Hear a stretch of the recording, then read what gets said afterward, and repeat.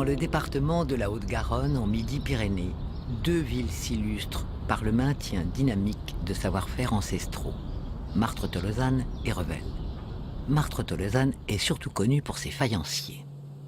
Beaucoup de centres faïenciers reviennent aux origines, en fait, pour essayer de faire en sorte de conserver les gestes du quotidien. C'est le but, c'est d'apprendre, de continuer à évoluer, de continuer à faire des expériences. C'est toute la magie des métiers d'art, en fait, je pense. C'est essayer d'aller encore plus loin et d'essayer de réaliser ses rêves. Enfin, c'est déjà bien. Tous les gens du village sont très attachés à leur savoir-faire. Et c'est vrai que la commune nous aide beaucoup dans ce sens-là, oui. Martres-Tolosane est connu pour ses faïenciers depuis la nuit des temps, ce qu'expose avec précision l'Office du tourisme. Les phases de fabrication, l'évolution des décors, histoire à voir, à écouter aussi, car c'est une saga. L'histoire de la faïence se résume par le fait qu'il y avait le bois, la terre qu'il fallait, l'argile, et puis après le savoir-faire de tous ces gens qui passaient et qui ont fait des générations de faïenciers. Des jeunes ont repris le flambeau tout en évoluant sur les formes et sur les décors.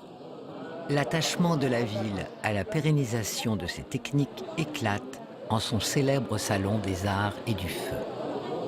C'est vraiment une fierté de voir que la faïencerie de Martres sait se renouveler, sait être créative. Elle sait utiliser le savoir-faire traditionnel, mais elle est capable d'innovation, elle est capable aussi de surprendre. Nous souhaitons que Martres-Tolosane soit une cité artiste à part entière. Nous avons aussi comme projet de pouvoir réhabiliter une faïencerie qui s'appelle le Maté. Et nous aurons la possibilité ainsi d'avoir un écomusée. Et Martres-Tolosane, c'est une cité artiste, c'est-à-dire que nous accueillons tous les artistes, tous les artisans d'art. Je suis venue mettre mon grain de verre, retrouver d'autres artisans autour de moi, des faïenciers, des horlogers. C'était important pour faire évoluer mon travail aussi, de faire moi mon métier de restauratrice, de créatrice de vitraux, et en même temps d'essayer de proposer d'autres choses et de s'amuser avec d'autres artisans. Mais il n'y a pas que le verre. Le béton est aussi de la partie, mais oui. On a joué sur le paradoxe qui consiste à amener le béton à un endroit où on ne l'attend absolument pas, à savoir le tissu. C'est-à-dire qu'on voulait donner au béton la souplesse d'un tissu. Et le compromis qu'on a trouvé, c'est de réaliser cette maille qui est composée de fils et de béton et qui donne ce type de produit. Donc on l'a présenté à de grands couturiers qui ont vraiment apprécié le produit et qui ont décidé de l'utiliser dans certaines collections. Très couture aussi la ville de Revel. Construite de façon géométrique, elle est un modèle parfait de la Bastide et de ce fait, un exemple quasi unique en France.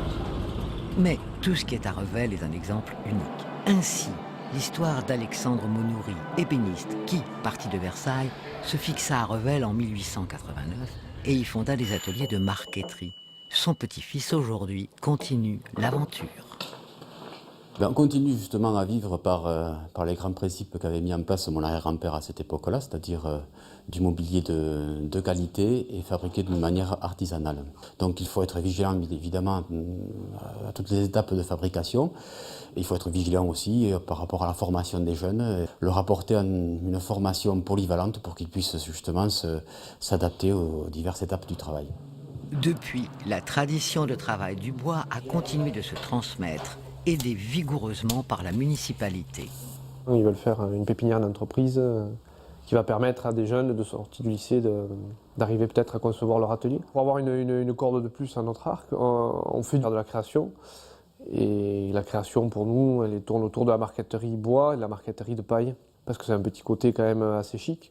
On a sous-traité pour la Tour des Millionnaires à Londres, on a fait de la marqueterie de paille pour son appartement, et après pour une bijouterie à Manhattan. Revel, capitale de la marqueterie d'art, est partie depuis longtemps à la conquête du monde.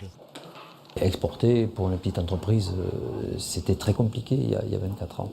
Et donc je suis parti un petit peu à l'aventure, tout à fait au début, avec mon attaché de caisse et des photos. J'ai commencé par Oman, le sultanat d'Oman. C'est vrai que c'était osé, mais pour moi il n'y avait pas d'autre solution à ce moment-là. Lorsque je partais là-bas, je ne vendais pas un meuble, je vendais une culture. Je vendais la culture française. Et c'est à partir de là en fait que s'est déclenché ce processus de conquête du monde, puisque c'est un petit peu ça aujourd'hui, puisque nous sommes sur tous les continents.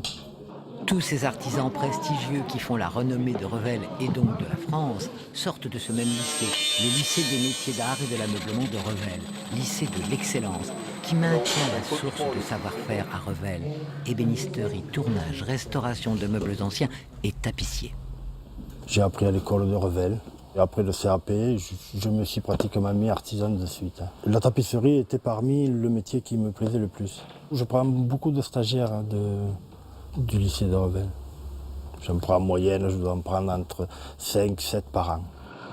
Pour qui veut connaître justement l'éventail des techniques pratiquées, il n'est que de visiter l'espace art et meubles. Mais l'on ne saurait quitter Revel sans visiter son musée du bois fondé par la municipalité pour l'histoire. Et Imara, l'Institut des métiers d'art pour la formation. Et puis aussi le très fameux site de Saint-Ferréol, classé au patrimoine mondial de l'humanité. Construit par Pierre-Paul Riquet, son bassin alimente en permanence le canal du Midi. Une trouvaille née à Revel, justement.